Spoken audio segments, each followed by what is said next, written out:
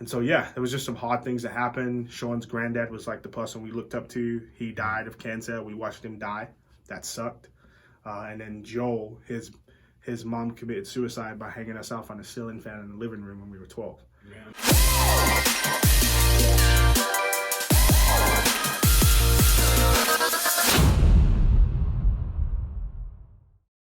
What is up, guys? Alex here with the Real Talk Phoenix podcast. Got my man John today. What's up? I'm filling in for Jordan because guess what? Jordan today is our guest speaker. What's up, Jordan? Hey, what's going on, guys? Super grateful to be here. Yeah. Just chilling, like I always do, looking stoic. Maybe I'll get a little bit more passionate a little bit, you know what I'm saying? Yeah. But no, Alex I'm bringing grateful that to be energy here. this morning. Yeah, Alex bringing the energy. Thank you, sir. Super glad to be here. Super grateful for everything we're doing together. I love being a part of this team.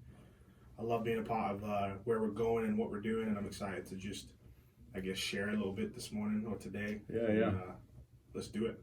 Let's do it. Well, for those of you that don't know, me and Jordan have been friends for quite a long time. Bro. We're really more than friends. I'd say we're kind of like we're spiritual family, brothers. We're brothers. Yeah, and so it's a real pleasure to interview him this morning. We're going to be sharing some details about our lives personally. One thing that you guys might not know is that we all live together in community in this house, Jordan and myself and our families. That's a really cool thing. We might talk about a little bit later, but living. Community. I don't, but I'm over here all the time. Might as well be. May as well be. May as well be. And a shout out to Brianna, who's chilling in the back. Helping us back there. She's awesome. Like I said, love being a part of this team, and I love what's happening and where we're going. And I'm just excited. I hope you guys are excited as we are about what's happening in Real Talk right now. Yeah. So, let's do it, man. I'm excited. Let's get it. Well, again, some of you may not know how long we've known each other. Yeah, bro. We've known each other for over a decade. Yep. It's not like we just met each other recently and decided to live like this and do something. And so I've really had the opportunity to see Jordan grow to become the man that he is today. It's a really cool story. And before me and my wife. Yeah, exactly. Right. I performed their wedding. So And if you have anything to complain about Jordan, it's also his fault. Yes, this is very true. It's all his fault. It's all John's fault. If you don't like the way I am, it's John's fault. And he says that now, okay, but then later on when something comes up, if something good happens, it's my fault. Right, If something bad happens, it's John's fault. Yeah. If I did anything bad, it's both of their fault. So yeah, that's true. I get the cop out. He blames me, and I'll blame John. That makes a lot of sense. Yes, sir. But hey, man, just for our audience, I thought it might be cool today just for you to share some of your story, kind of about how you got to this place where you are today. I mean, people who really don't know you might not know some of the crazy things that are associated with your past. So I'm not sure really where you want to start, man. I just want to kick it over to you and kind of let you just go wherever you feel you want to take us this morning. But if you could just tell us a little bit about your story, how you got to this place. Yeah, I guess I'll start from the beginning. The beginning starts before I was born. My parents were in England. All my family lives in England. I'm the only one in America, so I'm originally from Birmingham. My family comes from the West Indies, right? So Caribbean islands, and they migrated during the whole Windrush situation where the UK invited Virgin Island people over. After World War II? I believe so, yeah. Basically to reconstruct the country to help after. become a part of the society, build the economy, all those different types of things, right? And it's worked out the way that it's worked out. We wouldn't say it's worked out perfect. Right. But we're there. And so my parents ended up getting a home in a middle-class neighborhood, all-white neighborhood, and engaged in the church that was in that neighborhood and experienced some really hard things as a consequence of being a part of that community. Really? And decided that they weren't going to be a part of it anymore, right? How old were you around I this time? wasn't born yet. Okay. This was before. So your parents had already moved to. So my mom and my two sisters, right? So before that, they were living in a flat in like the hood part of Birmingham, right? So your grandparents came over, World War II. How long did it take them to get to the place socioeconomically to where they felt pretty secure in their dwelling in their home? I'm not sure, but obviously the cost of living was way lower than it is now, right? So I think my parents bought the house that my mom still lives in for like £17,000 or £19,000. Goodness, you got to be kidding. And now it's worth £240,000, maybe more. Man. And so you can put that in American dollars, right? It's like 300 or so. 300 something $1,000. And so it started off there. So I was born into a home that had already experienced some racism, already experienced some adversity in the neighborhood that it was living in. I know that my sisters were experiencing adversity in the schools that they went to, right? Predominantly white schools. And so I thought the UK was pretty good on those issues of racism and tolerance. You'd be surprised. I think what's happened is, and we've kind of had this conversation before, so I think what ultimately defines racism is money. Okay. Right? And so you have the upper class who have money and power and they want to keep it, and so they figure out any way they can to malign the other group. Gotcha. And race is just one of those distinctions that they use to malign a whole people group. So I think in the UK, that chasm is bigger than it is here. Really? Yes. So like you really have haves and have-nots in England because of the heritage and the history and the families that have always existed and being connected to royalty, right? And all those different types of things. Wow. And so as a consequence, you have people who have money and then you have people who don't. Wow. Right?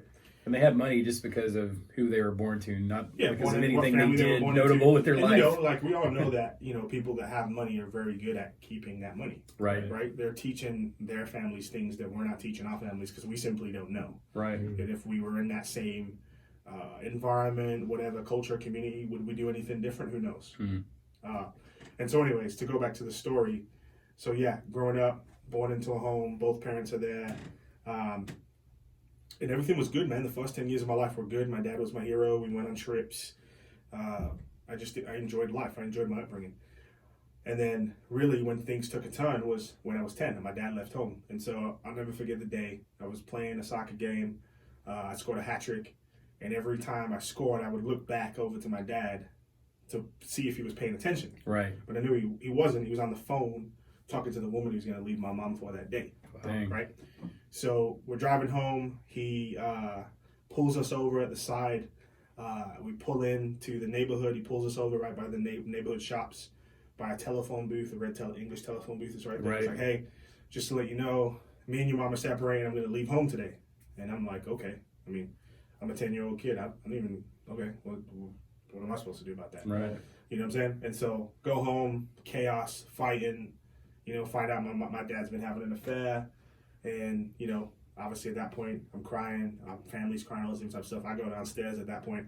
I just kind of watch WWE wrestling. Right. And then I remember later on, my dad comes and he says, hey, son, I'm leaving now. And I'm like, okay. And that was that. So he left. Extremely difficult time for our family. Mom, you know, crying us out to sleep at night. Sisters trying to help. You know, it was just a really difficult time. I remember my dad came back and then he left again. And in between him coming back, like... So he tried to make it work out? Or yeah, what? I don't know what... I think he was just confused, right? He wasn't sure about the decision that he'd made. He came back and then, like, he tried to take his life. And, like, it was just like a crazy, chaotic time. So all that stuff happens, right? Life's flipped upside down. And so now I got this woman who has kids and a family, and now I'm a part of this family and this family. I don't like her. I don't really like her kids. But I get to know them. They're cool. They're good people. They didn't do nothing wrong. Yeah. I think a difficult thing for me with the whole situation is like, okay, so her husband left her, right? So then why would you go ruin somebody else's family? Wow. You know what it feels like for your family to do this, right? So is there a lot of animosity there? Oh, yeah, bro. For sure. I mean, we're okay. We're civil. We're cordial. Right. But like, you split my home apart. What am I supposed to do with that? Am I supposed to just act like that didn't happen? Right. So anyways, that is what created, in my opinion, that it opened up the door for the downward spiral that began in my life, right? For yourself? Gangs, girls, drugs, for myself. Yeah. So just beginning to engage in that stuff, searching for affirmation, guidance, looking up to guys who were older than me but not much older than me. Why did you think you turned to that stuff rather than, say, religion or something like that, where they're just keeping like... their grades up. Yeah, you know what I mean? Focusing on school. I think there was just like, that was cool, that was what was in. Got you. I think there's the innate desire and you're drawn towards those things, right? You're drawn towards pornography, you're drawn towards sex with girls, you're drawn towards, you know, being known as the big man, being known as popular. You're drawn towards people knowing you, right? That's how you get your sense of being something or someone. Right. You know what I'm saying? If you're not getting it from your parents, if they're not telling you that you're someone or you're something, you got to get it from somewhere else, right? Man, that's good, yeah. And so I figured out where I was going to get it from. And so obviously that was sports and that was all the other stuff I was engaging in. And so, yeah, me and my friends banded together. Joel and Sean, we were super close. Like, all of us came from broken homes in some way, shape, or another. Sean's dad left when he was super young. Joel's dad was still around, but he was like a major drug dealer in town. And so yeah, there was just some hard things that happened. Sean's granddad was like the person we looked up to. He died of cancer. We watched him die. That sucked. And then Joel, his mom committed suicide by hanging herself on a ceiling fan in the living room when we were 12. Man. And so the reason she did that is because obviously his dad was one of the biggest drug dealers in our city. Mm-hmm. And he would give her crack and cocaine to keep her around. But they had hereditary mental health issues in their family. Mm-hmm. And so it cracked her brain. She had a psychosis or whatever. And Man. she premeditated her own death. And she did it. She followed through with it. Goodness. And so the last time I talked to Joel, I was 18 and he was in a mental health institution. He ended up going to Spain to spend time with his family because that's where his family was from. Mm-hmm. He stabbed his cousin in the neck and ended up in a Spanish jail. Oh. And so, yeah, man, there was just a lot of chaos Yeah. in my life as a young man, a lot of things that happened. But I also see, like, I made it out. Super weird that I did because... Right. And there was so many instances where I shouldn't have. There was times where, like, I bumped into rival gangs and they could have done some horrible things to me. I was like, hey, man, basically, I've got this opportunity to make it out. And if y'all do something to me right now, I won't. So they... Explain that a little bit. The gangs in your community, they kind of felt a need to protect you, even though they had beef with you? Yeah, so I was at that point playing for a professional soccer club in their system, and I had a contract. And so they caught me, and I was like, hey, I just signed a contract yesterday. And they were like, okay, we'll let him go. He's going to make something of his life. Really? Yep. So there's kind of a code there. They literally let me go because they were like, okay, this dude's actually not going to end up like us. I think that's really interesting, though, because I think in most cases, it almost feels like people rather see you get torn down than to make it out of whatever horrible situation you're in. You know? That's a good point. Yeah, the old crabs in the bucket analogy, right? Yeah, I mean, my friends wouldn't let me smoke. They'd be like, you can't smoke weed, you can't do this, you can't do that. It was interesting. So in some ways, like when your father was absent, as far as like maybe looking over you for certain things, it seemed like a community came around. Our friend group certainly protected each other. Yeah, for sure. You think that happened because a lot of them probably had their own brokenness in their own families, and some of them understood the need to take care of each other? Yeah, I think so for sure, and that's definitely what we did. It's interesting. It's community, right? How community does that. Yeah, it's definitely what we did, and we banded together and we found what we needed in each other, and if we couldn't find it in each other, then we'd go try and find it somewhere else. Yeah, it's just what we did, and so did that till I was 18. Don't you think most teenagers do that though? Do you think that's peculiar about how you were raised, or do you think most teenagers do that? I think it depends on your environment. Okay. So I think it's nature and nurture, right? So I think it's partly like, what type of environment are you growing up in? Are you growing up in an environment where your parents are separated? Mm-hmm. Do you know your parents? Do you live in a well-to-do area? Do you live in a poor area? Mm-hmm. Like all these things are going to affect your resiliency, the way you view the world, the way you interpret what it means to make it, all those different types of things, right? The pressure that you feel from society or not.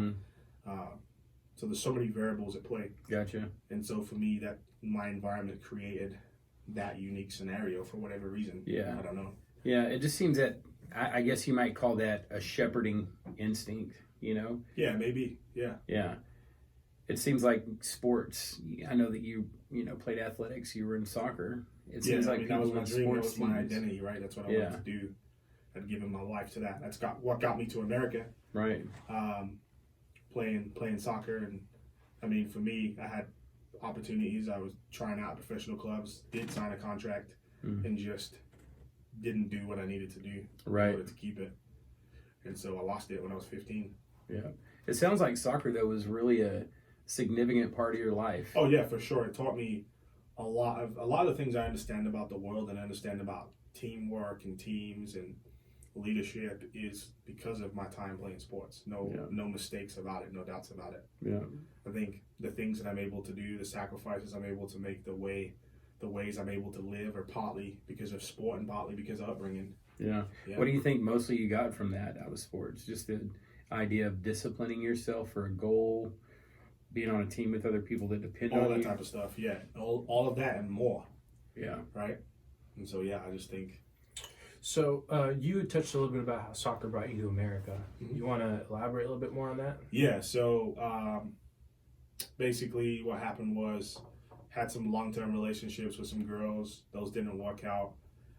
One in particular that I felt a lot of heartbreak about. And so I was like, okay, it was kind of like a watershed moment in my life. I was like, okay, where I'm at right now, what I'm doing is not working. It's just not. Like, not making it in soccer right now. There's these opportunities, but nothing's materialized. I'm gonna press the restart button. I'm gonna go press the restart button in another country, get a degree. Gotcha. Right? So America was your do-over plan. Exactly. My yes. man came to live the American dream. Hey. Real rap.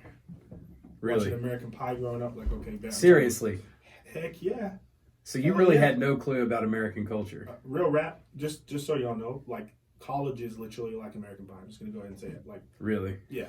People think that stuff's not real. It is. Yeah, I know. It's literally how it is.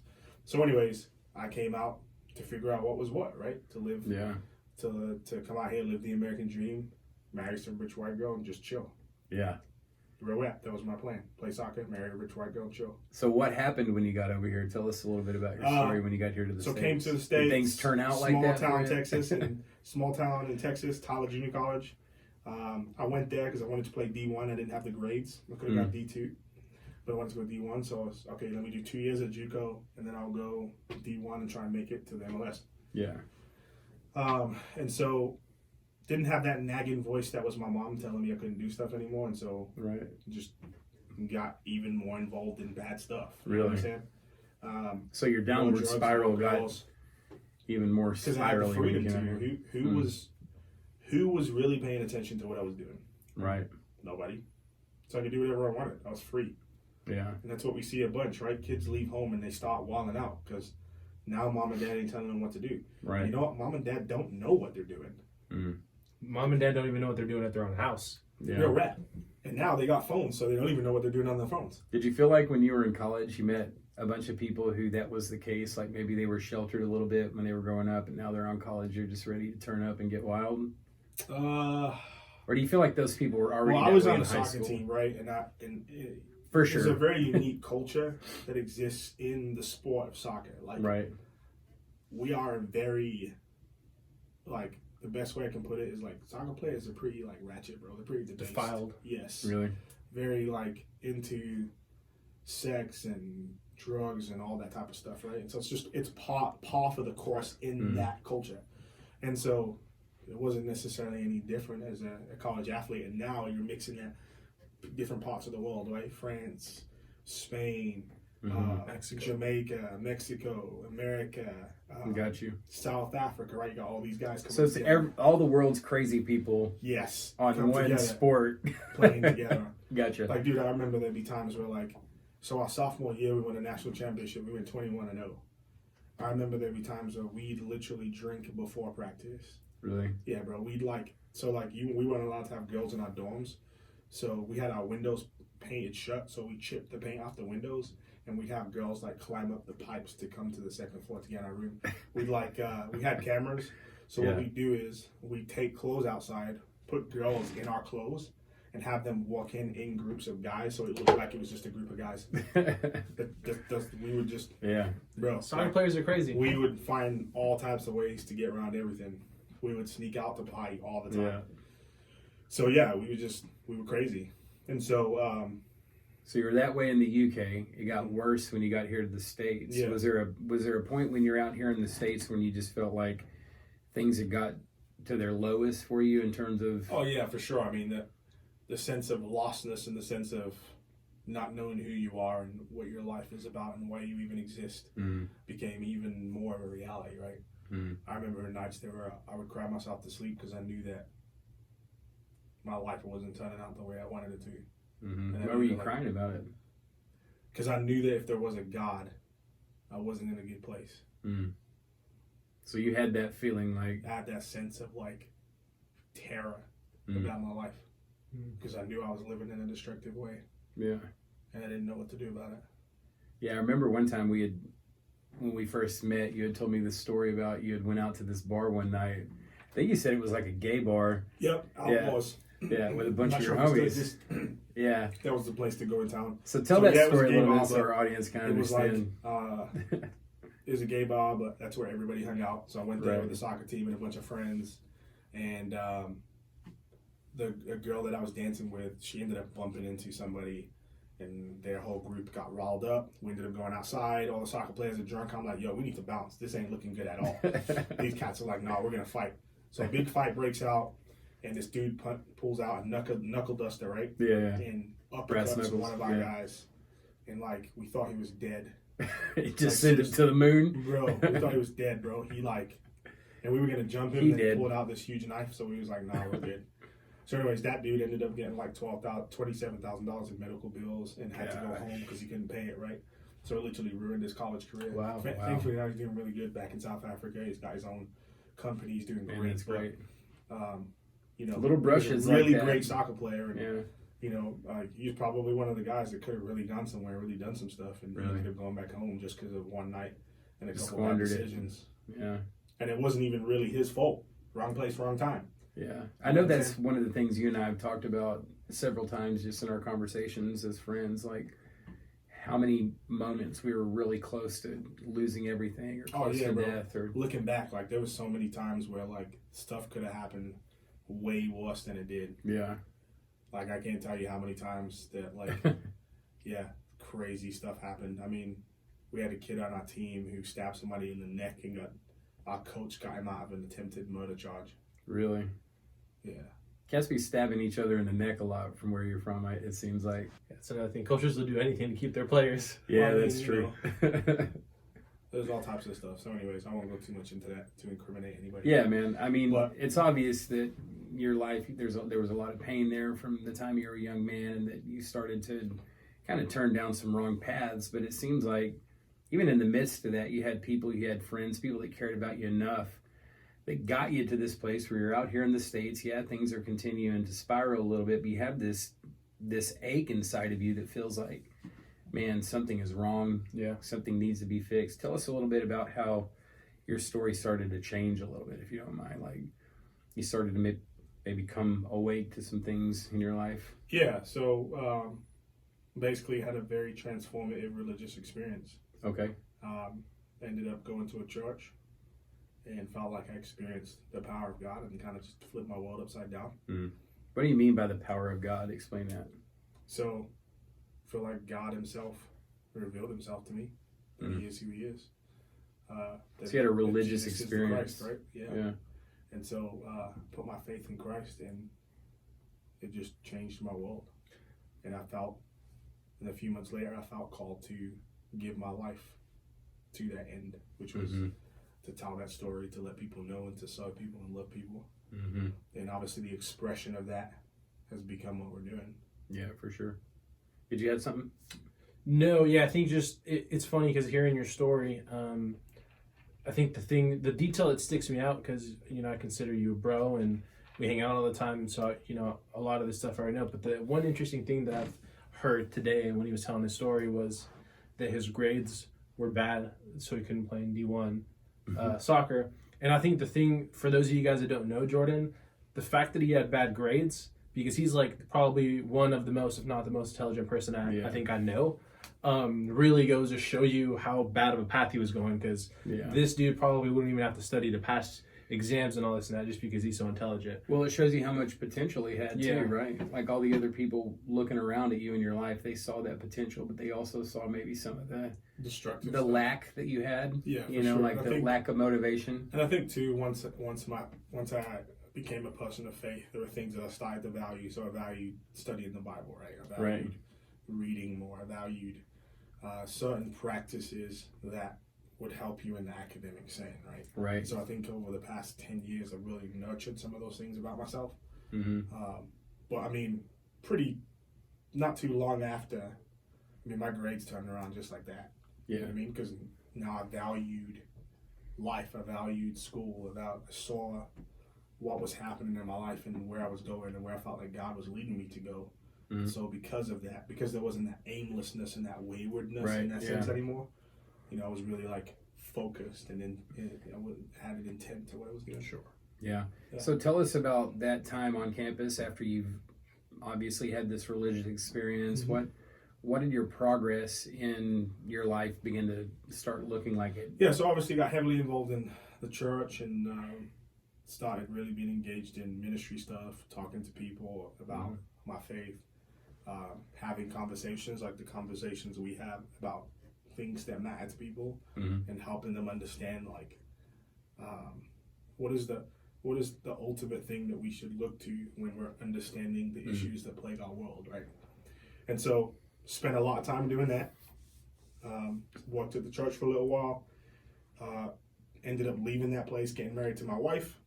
Spent a year and a half in Oklahoma, finished my college degree, and then we moved out here to join you, right? And so we've been on this crazy journey since then. How long have we been out here now? 4 years? Yeah, 4 years.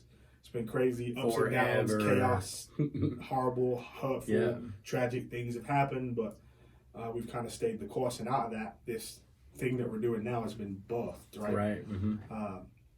And so, yeah, man, we're just passionate about reaching people of influence to influence the next generation, Generation Z. And ultimately for me, I remember what it was like to go to sleep at night and feel lost. Like really lost.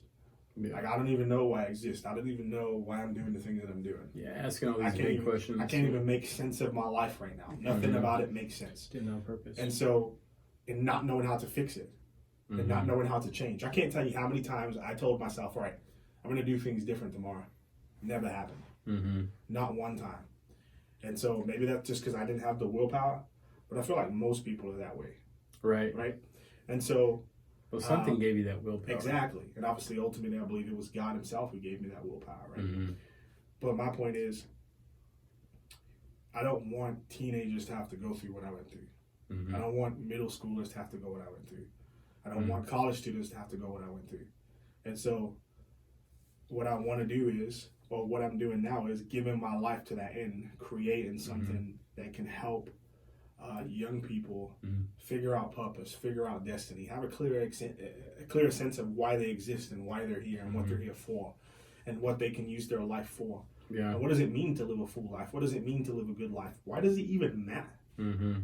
Why shouldn't I just squander it and waste it? Why shouldn't I just fulfill every desire that I want to fulfill? Right. Like, why not? Right? Yeah. Answering those questions for their sake, for the sake of their lives and for the sake of the lives of their children. Yeah. And their grandchildren.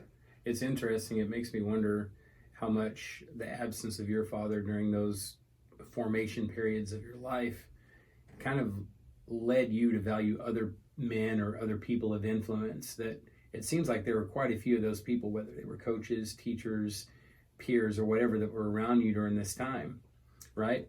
And I think that from what I know from our conversations and just anyone listening, they can tell your passion for this generation coming up right now, Gen Z. Yeah. How much do you think your father's absence during that time kind of formed your perspective on how you're doing things now and the heart that you have for, you're obviously explaining your heart for Gen Zers. How much do you think that desire to be a good influence, to help direct them, to help answer some of those questions like you were talking about, how much do you think that's playing a role? Probably majorly, probably more than I would give it credence, right? I mean, that is the single most probably formative moment in my life, if we just boil it down to what it is. That literally changed everything for me. Right? And so, and I still live out of that lack today. You know what I'm saying? Like, there are still things I don't know how to do. I mean, we were trying to fix the garbage disposal yesterday, and I had to sit there and be like, yo, bro, I don't know what I'm doing. I need you to fix this for me. I need help. You know what I'm saying? Yeah. There are things that, like, I just never learned. Even still to this day, yeah, so there's this constant sense of like, yo, I have to forgive my dad for the things that he never taught me. I have to forgive my dad for the voids that exist, right? And I mean, I'm sure to some degree, you know, like I know my mom did the best that she could, but there was things that she couldn't do for me either because she was broken by everything too. She wasn't a dad, and she was dealing with her own stuff. You know what I'm saying? It's like, how's she gonna emotionally care for me when she doesn't even know how to do that for herself? You know, I've always found it incredible that people, many times that have been broken the worst, that there are people. I mean, everyone's been broken, right? Yeah, no doubt. I mean, and if you live long enough in this world, you're going to be broken at some point. 110%. But there are people in this world that after having been broken, they're able to look at others and say, I know your brokenness and let me help you. Whereas there's other people that once they get broken, it's like they pull back and they become all about themselves, right? And taking care of themselves and not worry. You know, I've been broken. I deserve this, right? Or it's almost like an empathy that gets born inside of you because of your own brokenness. And I've seen that in your life as we've known each other, but I've always figured that was something that made a person special, when they had that. You never know someone's story, Right, yeah. I think just hearing the fact of you talking to that story about having to keep forgiving your dad over and over again, because I think a lot of the times we're told like, hey, forgiveness is like this one-time thing. Right. We're like, oh, I just forgive you and it's boom, it's over, right? Which obviously, as we live through life, I don't think that's actually the experience. I think you need to keep forgiving people over and over again. So like, if you could just talk a little bit more about how has the process of forgiveness, not for just your dad, but for other people in life, how have you walked through that for anyone else who's maybe dealing with this? What would you say to that? Yeah, forgiveness is a difficult one. With regards to my dad, so the process of forgiveness with him, when I decided I needed to forgive my dad, I remember I called him and I walked him through everything that had happened in my life as a consequence of him leaving. I said, this is what happened in my life. These are the paths that I took. This is the road that I went down. This is why I did it. Here are all the things that happened as a consequence. Wow. And just so you know, I forgive you. And the only reason I can forgive you is because I understand that God forgives me. Because if I didn't have that, I couldn't do it.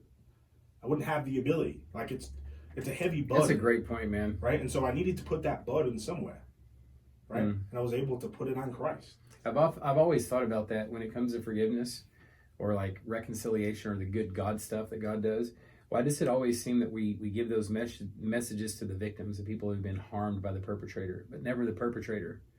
And people forget that people who have harmed other people, they live in their own like self-hell themselves because they feel bad that they did something to someone. Most people that harm people have been harmed themselves. Right. It's this reciprocal process, right? Where they, like, behavior is learned.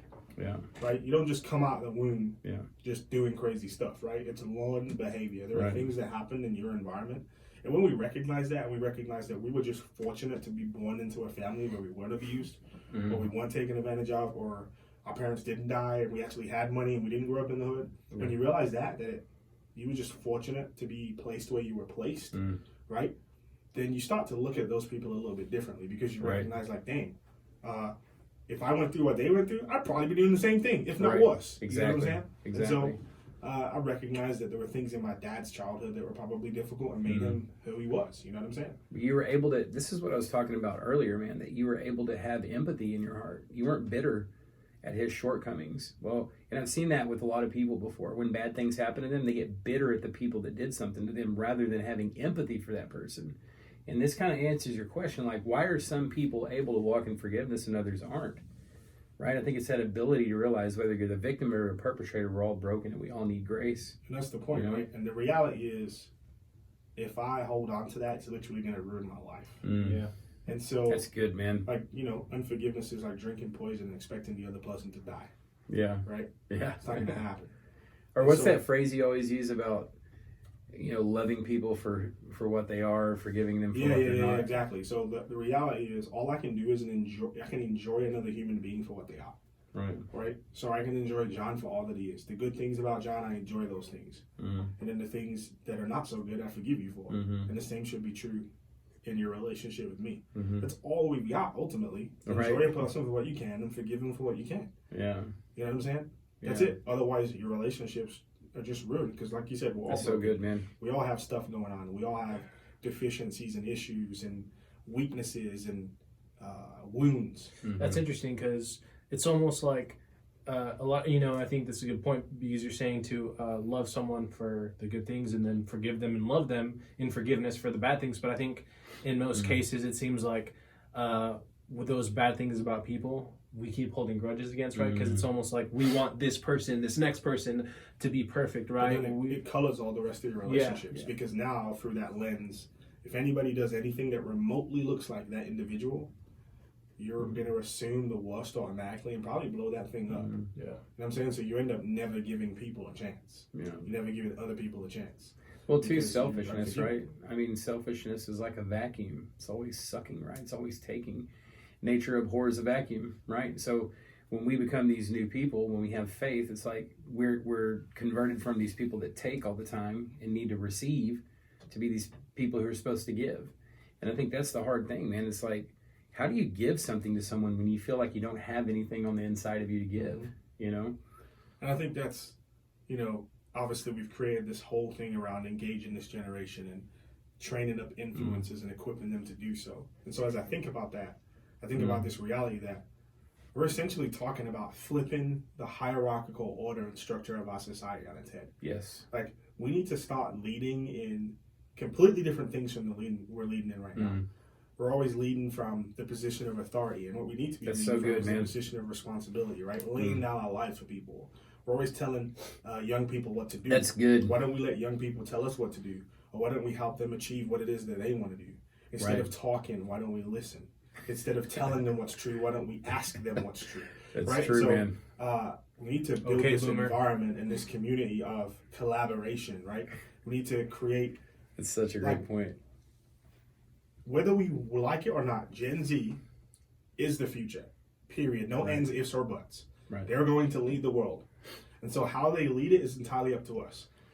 And it reminds me of this. So my freshman year playing soccer at Tyler Junior College, we got to the regional championship and we got our asses kicked 5-0 by San Jacinto College. I hate you, San Jacinto College. I think it's San Jacinto. Whatever it is. I don't care what your name is. You're purposefully mispronouncing their name. Right? San So they beat Jacinto. us. Cried that day. We went home. And so the reason we lost wasn't because we weren't good enough. We lost because there was total dysfunction on the team. Wow. The players who were sophomores bullied the freshmen, us. That's why we lost. So us as sophomores, we sat down at the end of the season that year and we said, we're not doing what happened this year. Next year we're winning everything, and here's how we're going to do it. We're going to take these young guys underneath our wings. We're going to treat them like they're us. We're going to care for them. We're going to listen to them. We're going to spend time with them. And that's exactly what happened. Wow. We went 21-0 and won a national championship. And it wasn't because of just how good our players were. Because you know what? There's a lot of good players playing college soccer. You decided not to lean on your seniority. Exactly. And what we did is we created a family. We created a community. We did everything together. You went 21-0. Won a title. We did everything together. And every session, man, everybody gave it their all. Whether you were the player that was going to start or not. Right. I didn't always start. I usually came in off the bench. That's so good, man. Right? But what I did in practice was made sure that I gave it 10,000% so that our players were ready to play. Yeah. That's so and when good. I had a job to do, I did it. In the not in the regionals, it was like, well, you got district and then regionals. In the regional final, our best player on our team got a red card. Wow. So I had to come in and play. For the best player on your team. Yes. And so my point is, like, I mean, I'm in the rotation, right? Sure. Because college soccer works differently. You can pop in and pop out, pop in and pop out.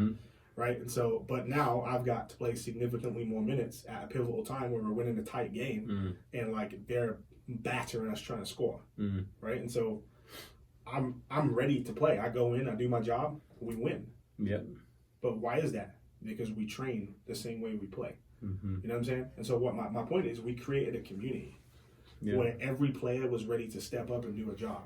And everybody felt like they were a part of that community and a part of that team. And we went 21-0. Yeah.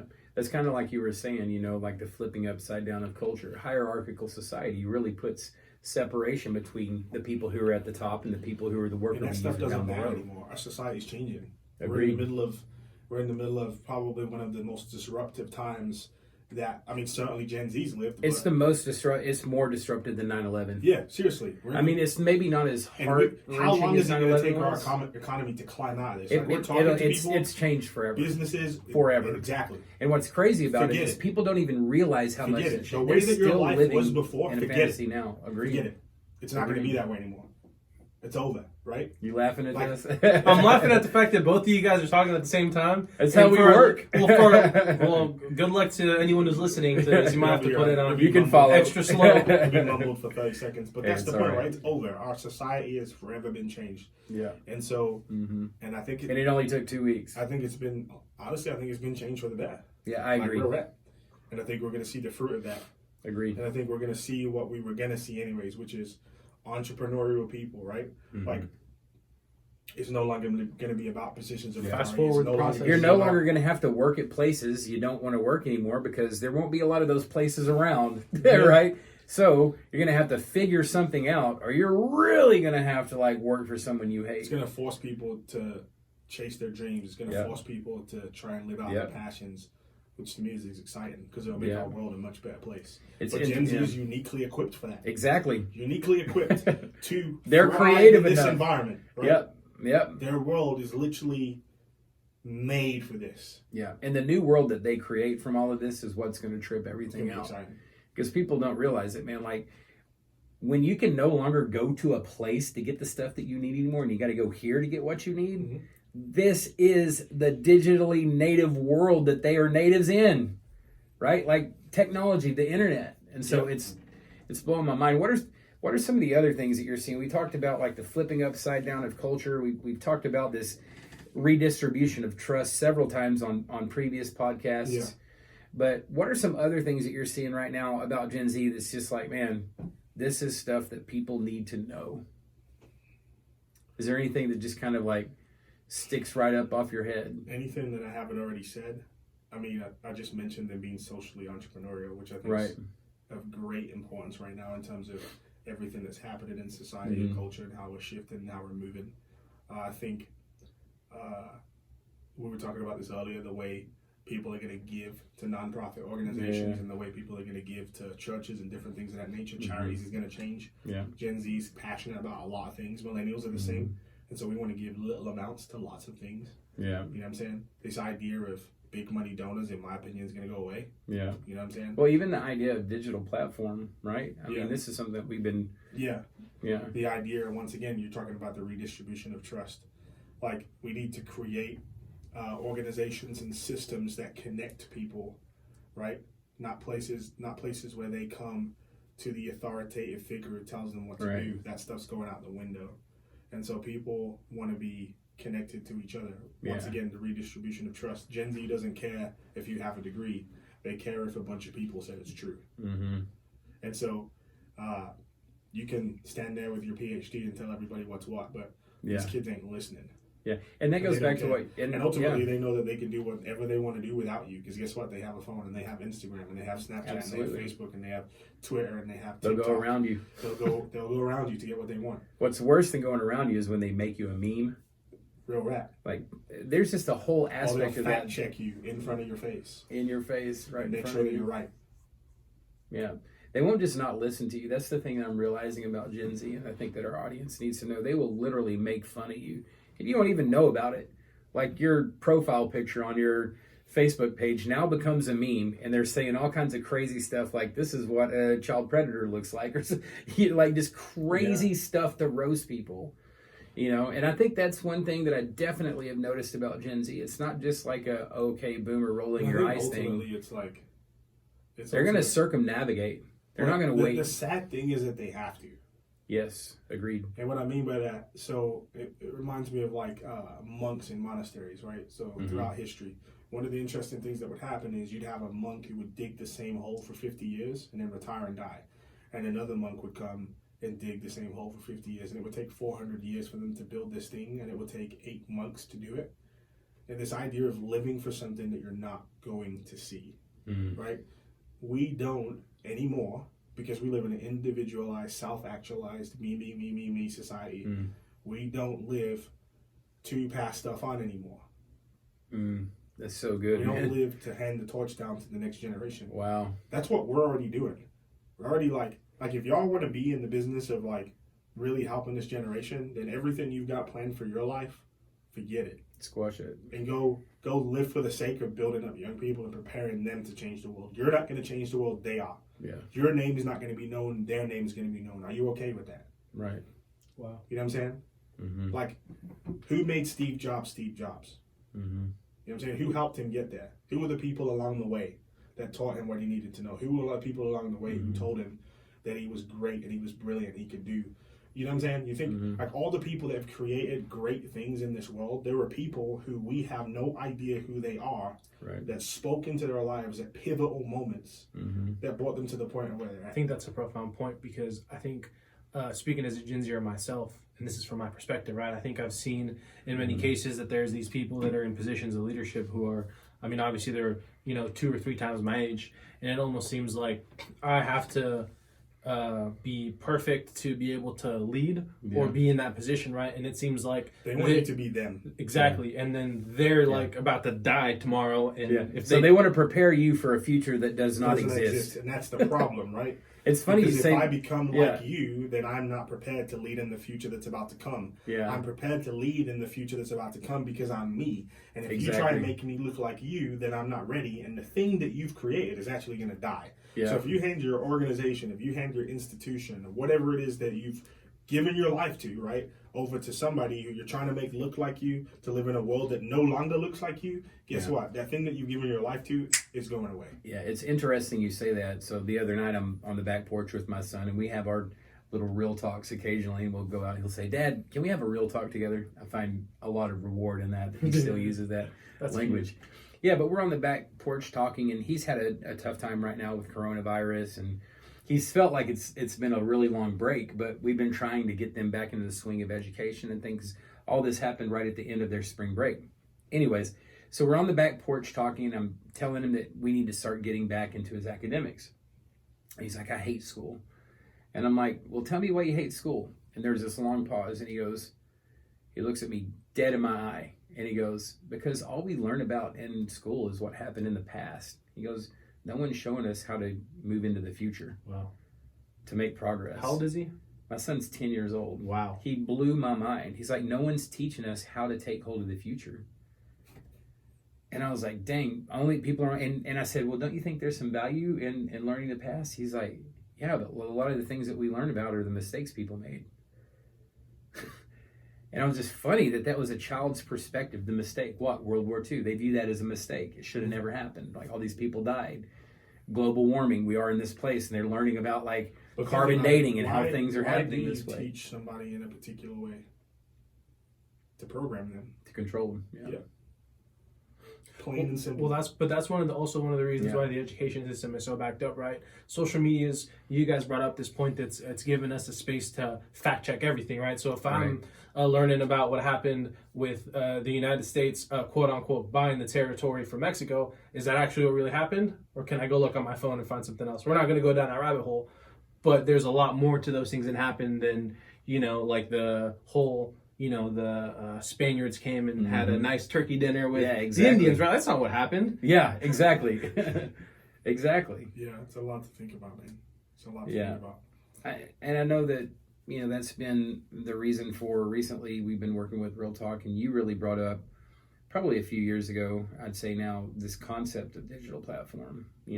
That was for us organizationally the first disruption, so to speak, because I understood what you were trying to do, but I only saw that as a piece for Real Talk, not like the entire enchilada. And now here we are recording podcasts on the regs and thinking about how to get our message out on social. Here's the idea, right? The idea is that, once again, we're moving away from this pipeline system.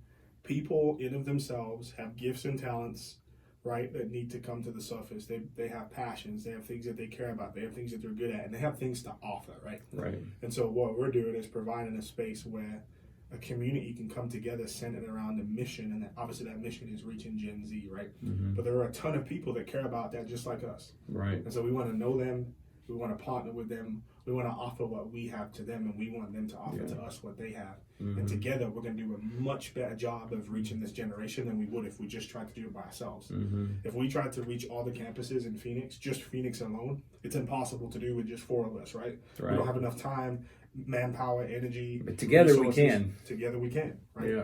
And that's coming out soon. Yeah. Together we can, right? And that's the point. Little drop there for you guys. Drop. Yeah. Together we can, right? Yeah. Do this. Yep. And so that's important for us to understand.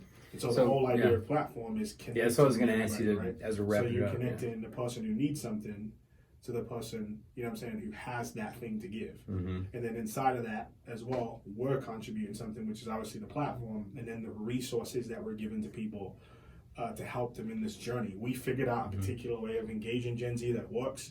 We know how to have conversations with them. We know how to dialogue with them. We know how to love them and care for them. And so what we want to do is share our perspective with the world so that people that it will benefit, and people that can benefit us will benefit us. You know what I'm saying? Because they'll come in and they'll critique and they'll share and they'll show, and we'll be like, dang, we need to do that. Right. Dang, like I remember I was sitting with a dude the other day. who started using Real Talk stuff in his setting because he was like, yo, it's way better than what I was doing. And then he started telling me about this scenario planning thing he was doing with youth and how that was working. So he would like create these scenarios for questions, and like they would have amazing conversations based on these scenarios. And So I'm they like, like yo, role play? I'm taking that. No, like he designed like, hey, so you go home and here's the setting and this thing's happening in your household. What do you do? Wow. And so like now the kids are Well, that kind of is role play. to a degree, Yeah. but he created this He makes them scenario think for them through it, exactly to figure out how they would approach dealing with the issue. Wow. But what that also does is reveal their perspective on the issue, Wow. Yeah. right? And so I was like, dang, I'm taking that, bro. 'cause Virtual I'm Yeah. reality about comes in there like crazy if you think about it Right. too. Yeah. that. So yeah, it was good. That is, Yeah, that's that is good, man.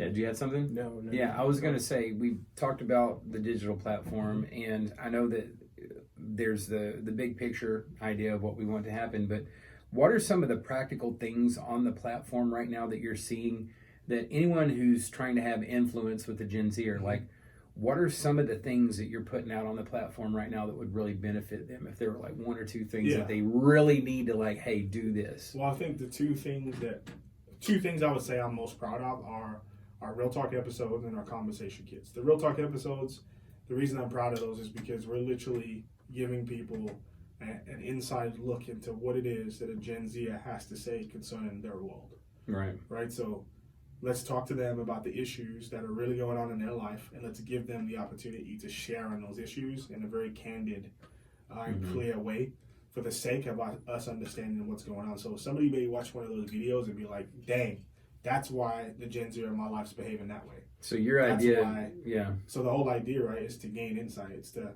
okay. like you can't like. So I'm an really connect. influencer. I'm having a hard time with my Yes. Gen Zer. Why I you- watch you- this. So like if I just go in there thinking, man, why are you behaving this way? Why don't you just act right? Why don't you just do the right thing? What the heck's wrong with you? Right. Like all I'm trying to do is modify behavior. I'm not actually trying to see transformation in the life of that individual. I'm not actually trying to see their mindset change. I'm not actually trying to see their heart motivations change. I'm just trying to see them not do what it is I want them not to do. Yeah, exactly. And what that ultimately is me. It's not about them. My own convenience. Exactly. It's yeah. about my own control of their life so I could look better as a coach or as a parent or whatever else. It's not about them. It's about me. Right?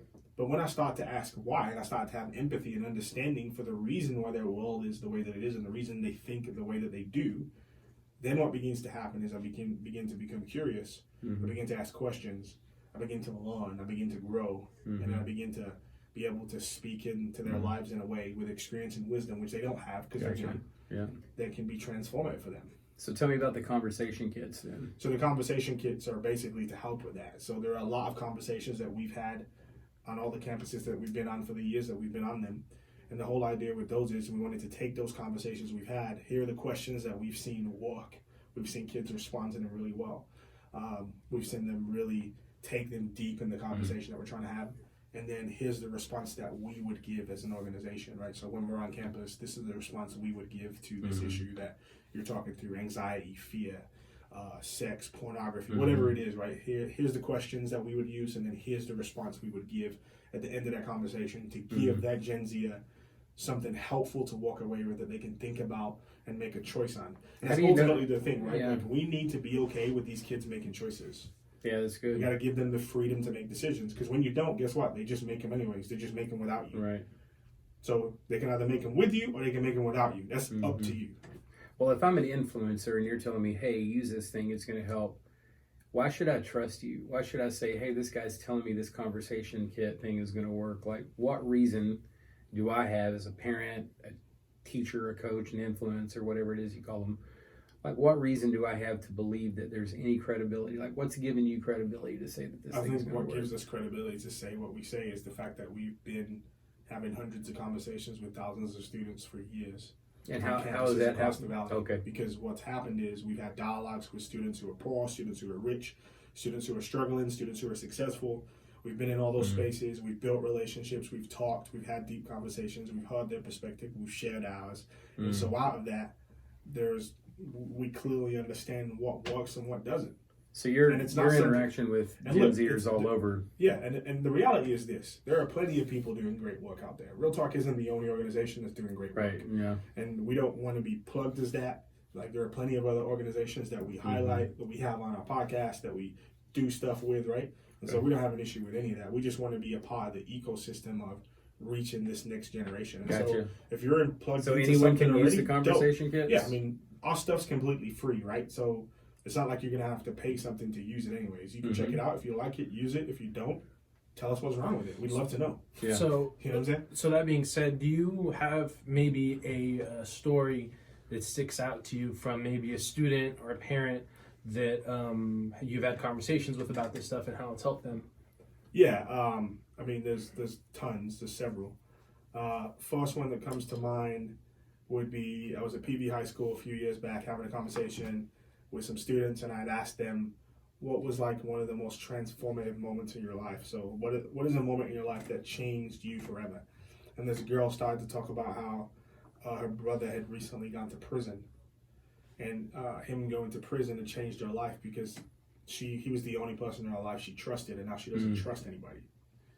Right, so this girl in the middle of this classroom, and the first time that we're meeting on this campus, shares this part of her life and begins to weep about it.